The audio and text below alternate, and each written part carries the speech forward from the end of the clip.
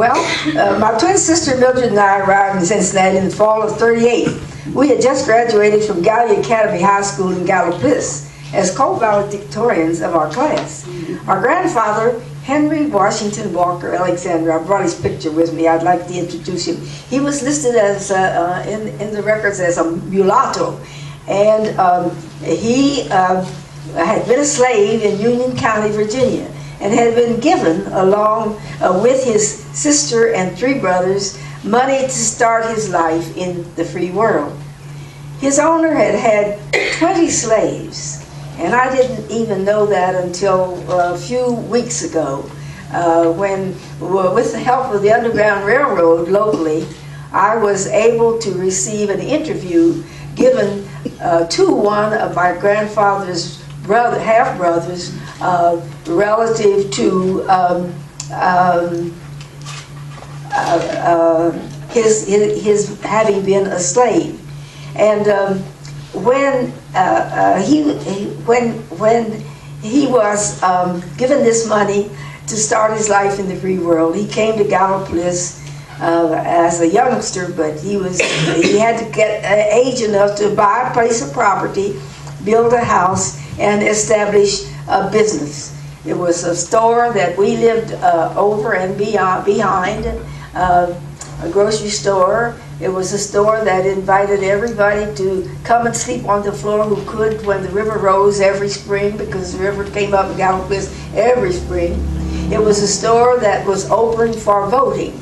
And I remember looking at the crack in the wall and seeing these people go in and pull this little curtain behind their backs. And I said, when I grow up, I'm going to do that. And that was 1920 when I was born. I have never missed voting any time in my life. One year I did an absentee ballot, and the lady at the voting place said, "You missed." That's how well we were known at the balloting place. But Grandpa had been a slave there, and along with his sister and 3 brothers, he started his life with them in slavery. His mother and her husband, she was allowed to take a husband later. His owner had 20 slaves. I guess that made him fairly wealthy, I don't know. But she was allowed to marry a man by the name Mr. Campbell. And when Grandfather and his 3 half-brothers, 1 sister and 3 brothers, came to Gallipolis, they were going to do everything they could, but Grandfather said, "First you must get an education." And that's what he started our day off. Every day he would get up and his booming voice would say, "Get an education." And that's what Millie and I came up with.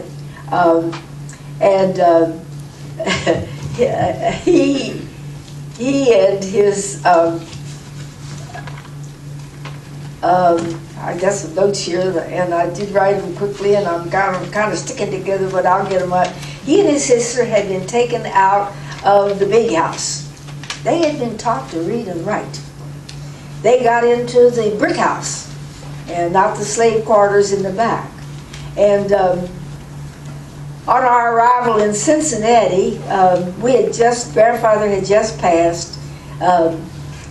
It was interesting, the children all came north together. The mother and her husband, who could neither read nor write, I'm sure, remained on the plantation. I never knew her name until this year when I got research done on my grandfather through the Underground Railroad. They had her name listed there. Here in Cincinnati, and I would like to talk about it because Dr. Morton was a friend of ours. She was a school teacher and a scholarly person. She had overseen my husband's work in the school system, even as he got the job as a teacher. His field was chemistry, but black people were not teaching in the high school in Cincinnati, so he never got to teach chemistry. He taught general science, but he never got to teach chemistry. he would take her, she was teaching in the South, he would take her to the train station. And she would go south to teach in the summer. He always had a battle with the conductor because Dr. Morton had to either ride in the Jim Crow car, which was up near where all the soot and all came in, or she had to buy her own accommodation, a suite, so to speak. Every time, I hated to see spring come and Don would have to, fall come rather, and Don would have to take her to the station because he always battled with the conductor. Why can't she sit here? Why can't she sit there? And this was Cincinnati at that time. She had studied in England. She couldn't, they couldn't have found anybody more qualified to sit in a seat in a train. But Dr. Morton was, she had to pay special to get that ride out of Cincinnati. Donald had graduated in chemistry but could not teach in the local schools. He had to pay for she had to pay for this extra special seat. And tension, I think, rose in our city because of the fact that we had people here from the north, we had people here from the south, and there was a duality in that that made us not be all that maybe we wanted to be. Our first black mayor, Ted Berry, had also worked as a red cap in the train station. And he spoke about what he called the black code. I didn't know as much about that until I got ready for this speech today. But in reading about the black code, a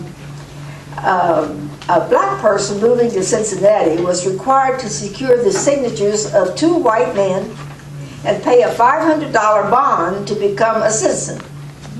Where was he going to get $500? First he had to get a job, didn't he? And then he had to save it in order to turn it over. But a $500 bond to become a citizen.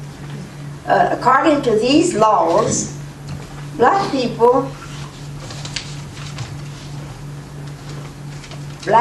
were excluded from jury duty and from testifying in legal cases involving whites. Our children were excluded from public schools as well then, according to this code, because unless you had black schools, there was no place for them to go.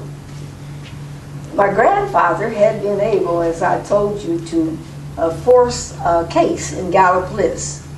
And my sister and I and my brother, my Harry brother was 5 years older, he graduated first in Gallipolis, and then we came along and we then graduated as co-valedictorians of our class.